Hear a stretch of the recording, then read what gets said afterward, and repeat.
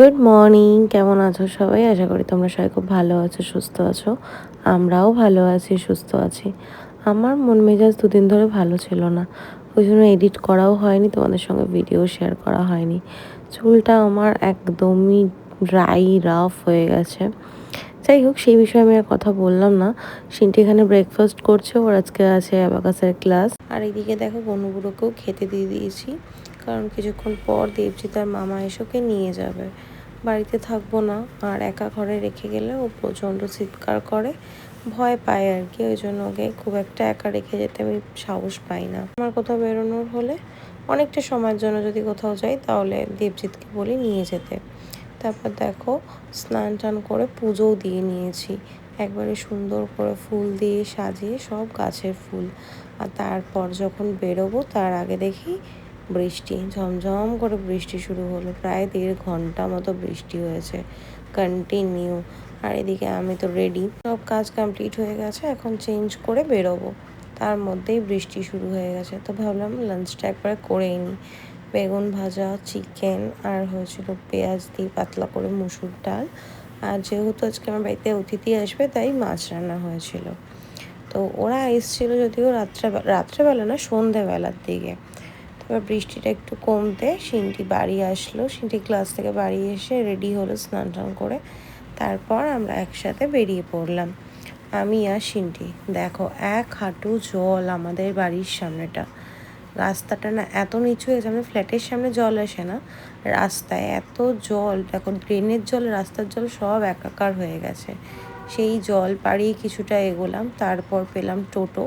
টোটো করে চলে আসলাম জিনিয়াদের বাড়িতে।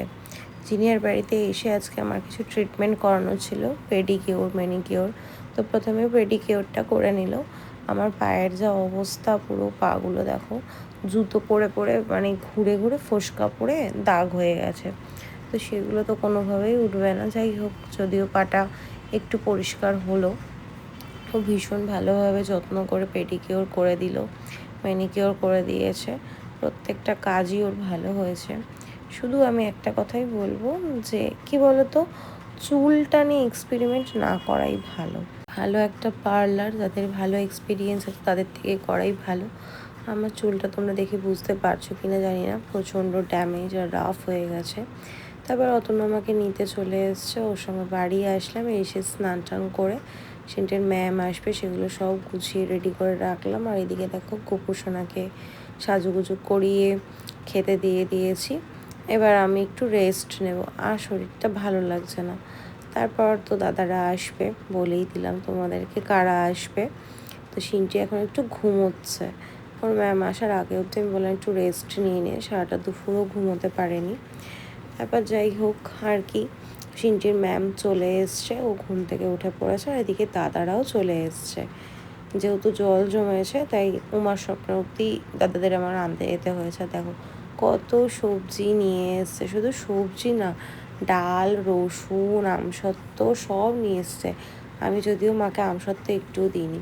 তারপর আবার টোটো করে কিছুক্ষণ আমাদের বাড়িতে ছিল, পকোড়া, কোল্ড ড্রিঙ্কস দিলাম, খাওয়া দাওয়া করে তারপর টোটো করে বেরিয়ে পড়লাম। প্রথমে গেলাম মায়ের কাছে, তারপর গুটি গুটি পায়ে হাঁটতে হাঁটতে চলে আসলাম আমার শাশুড়ির দোকানে।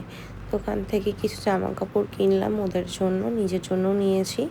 আমার মা দেখেই যায়, মায়ের আর পছন্দ হয় না। তারপর এই বাড়িতে এসে এরা দুজন খেলা শুরু করে দিয়েছে। আমার মা গল্প করছে, আর এই যে দাদা বসে খাচ্ছে। সবাই মিলে খুব আনন্দ, গল্প, আড্ডা সব কিছু হলো। তারপর আমরা টুকটুক করে বাড়ি চলে আসলাম। বাড়িতেই দেখো, ওদের জন্য 2টো টি-শার্ট, বৌদির জন্য একটা শাড়ি, আর মাসির জন্য একটা শাড়ি নিয়েছি। আর আমি নিজের জন্য নিয়েছি 2টো শাড়ি, একটা নাইটি, আর অতনুর জন্য হাফ প্যান্ট আর টি-শার্ট। দাদা আর নিতুকে খেতে দিয়ে দিলাম। তারপর মাও আজকে আমাদের সঙ্গে বাড়ি এসছে। দেখো এত সবজি নিয়ে এসছে, সেগুলো এখন গোছাতে হবে। সমস্ত কিছু গুছিয়ে রেডি করে ঘরদোর পরিষ্কার করতে হবে। আর এখানে দেখো আমার জন্য 1 কন্টেনার ডাল নিয়ে এসছে।